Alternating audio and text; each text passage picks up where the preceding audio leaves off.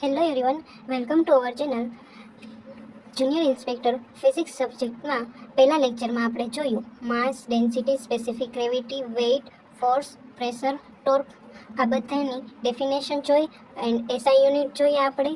હવે સેકન્ડ લેક્ચરમાં આપણે basic concept of electric field, magnetic field, electromagnetic force, induce EMF, basic concept of temperature, humidity and pressure. તો first of all આપણે જોશું ગતિ અને ન્યૂટનના નિયમો.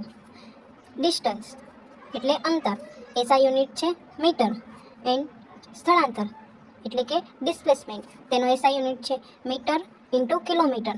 તે ધન, ઋણ કે શૂન્ય હોય છે. ડિસ્ટન્સ એન્ડ ડિસ્પ્લેસમેન્ટ બંને અલગ અલગ છે. એસઆઈ યુનિટ મીટર અને ડિસ્પ્લેસમેન્ટ મીટર ઇન્ટુ કિલોમીટર. ત્યારબાદ speed, SI unit metre into second. Speed શું છે? અદિશ રાશિ છે. આવા ક્વેશ્ચન પૂછાઈ શકે છે, તેની સંભાવના છે. સ્પીડ છે તે કેવી રાશિ છે? સદિશ છે, અદિશ છે, તે રીતે. સ્પીડ ઇઝ ઇક્વલ ટુ અંતર અપોન સમય, એમ અપોન એસ. સ્પીડને માપવા માટે સ્પીડોમીટરનો ઉપયોગ કરવામાં આવે છે. હવે એવરેજ સ્પીડ, પદાર્થે કાપેલું કુલ અંતર ભાગ્યા તે અંતર કાપવા માટે લાગતો સમય એટલે એવરેજ સ્પીડ, સરેરાશ વેગ. ત્યારબાદ વેલોસિટી એટલે કે વેગ. એસઆઈ યુનિટ સદિશ રાશિ છે અને વેલોસિટીનો SI unit metre into second છે. તેનું સૂત્ર જોઈએ વેગ ઇઝ ઇક્વલ ટુ સ્થળાંતર ભાગ્યા સમય. સ્થળાંતર એમ અપોન સમય એસ. ત્યારબાદ પ્રવેગ એટલે એક્સલેરેશન શું છે? સદિશ રાશિ છે. તેનું સૂત્ર અંતિમ વેગ માઇનસ પ્રારંભિક વેગ. સ્ટાર્ટિંગમાં જે વેગ હોય એ અને એન્ડમાં જે વેગ હોય એ ભાગ્યા તે દરમિયાનનો સમય. બંનેમાં જે સમય લાગે તે ભાગ્યા તે દરમિયાનનો સમય. SI M upon S square. ત્યારબાદ જોઈએ વેગમાન, movements. M is equal to દળ ઇન્ટુ વેગ. એસઆઈ યુનિટ છે KG into metre upon S second. વેગમાન શું છે? સદિશ રાશિ છે. જો ફ્રેન્ડ્સ, આ speed, velocity, average speed, acceleration, movement તે બધાના એસઆઈ યુનિટ યાદ રાખવાના અને તે કઈ રાશિ છે તે જોવાનું. એ ખાસ પૂછાઈ શકે તેમ છે. ત્યારબાદ જોઈએ ન્યૂટનની ગતિના નિયમો. તો ન્યૂટનના ગતિના ટોટલ 3 નિયમ છે. ફર્સ્ટ જડત્વનો નિયમ, વેગમાનનો નિયમ, આઘાત અને પ્રત્યાઘાતનો નિયમ. વેગમાનનો નિયમ એ ફોર્સ જેમ વધારવામાં આવે એમ માસ વધે છે into acceleration. F is equal to M into A. F force છે અને એમ માસ છે, એ એક્સલેરેશન છે. ત્યારબાદ એફ ફોર્સ સદિશ રાશિ છે. એફ ઇઝ ઇક્વલ ટુ એમ એ આપણે જોયું તેમ. એસઆઈ યુનિટ ન્યૂટન છે અથવા તો ડાઇન પણ કહી શકાય છે. જો આવું અલગ યુનિટ હોય જે ન્યૂટન ઓપ્શનમાં ના આપી શકે પણ ડાઇન આપેલું હોય તો આપણને આવડી જવું જોઈએ કે ફોર્સનો એસઆઈ યુનિટ ડાઇન પણ થાય છે. તેવી જ રીતે બળનો એકમ KG into M A square. 1 newton બરાબર 1 KG into M A square. 1 dyne is equal to 10⁻⁻5 newton. આ પૂછાઈ શકે, આઈએમપી છે. એવી જ રીતે 1 newton is equal to 10⁵ dyne. હવે 10⁻⁵ અને ન્યૂટન પૂછે તો 10⁵. રેડી? ચુંબકનું ચુંબકત્વ માપવા માટે એસઆઈ યુનિટ ટેસ્લા અથવા તો વેબર છે. પૃથ્વી પર ગુરુત્વ પ્રવેગ જીનું મૂલ્ય શું છે? 9.81 M square. M upon S square. અને મૂલ્ય કેટલું છે?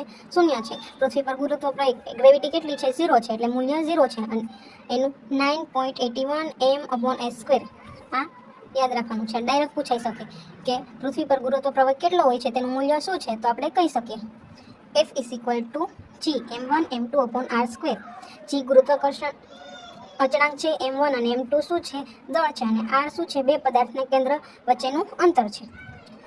તે જીનું મૂલ્ય 6.67 into 10⁻⁻11 newton metre square upon KG square. શોધક કોણ છે? હેનરી. અને શું છે?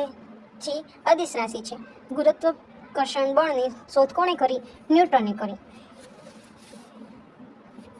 ત્યારબાદ આપણે જોઈએ કાર્ય એટલે કે work. Work W is equal to F into D. Force and distance અદિશ રાશિ છે. જૂલ અથવા newton into metre. 1 joule is equal to 1 newton into metre કહી શકાય. ઉર્જા એટલે કે એનર્જી, એસઆઈ યુનિટ શું છે? જૂલ અથવા તો અર્ગ કહી શકે. જો મેં તમને પહેલાં કીધું એવી જ રીતે આ પણ પૂછાઈ શકે કે એનર્જીનો એસઆઈ યુનિટ શું છે, તો જૂલની જગ્યાએ આપણને અર્ગ પણ પૂછી શકે અને તે અદિશ રાશિ છે. 1 જૂલ બરાબર 10⁷ અર્ગ થાય અને 1 યુનિટ બરાબર 1 કિલો વોટ અવર થાય. ત્યારબાદ ઉષ્મા એટલે કે હીટ, એસઆઈ યુનિટ શું છે? જૂલ છે. ઉષ્મા માપવા માટે કેલોરીમીટરનો ઉપયોગ કરવામાં આવે છે. 1 calorie is equal two 4.184 joule and 1 joule is equal two 0.238 calorie.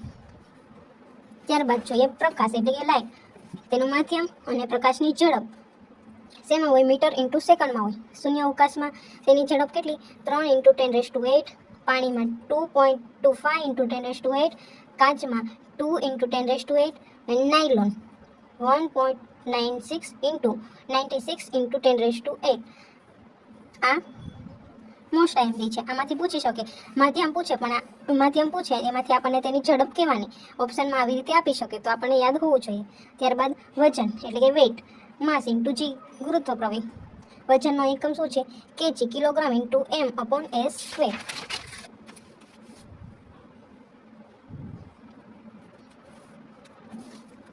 ત્યારબાદ જોઈએ વિદ્યુત પ્રવાહના પ્રકાર, એસી એન્ડ ડીસી.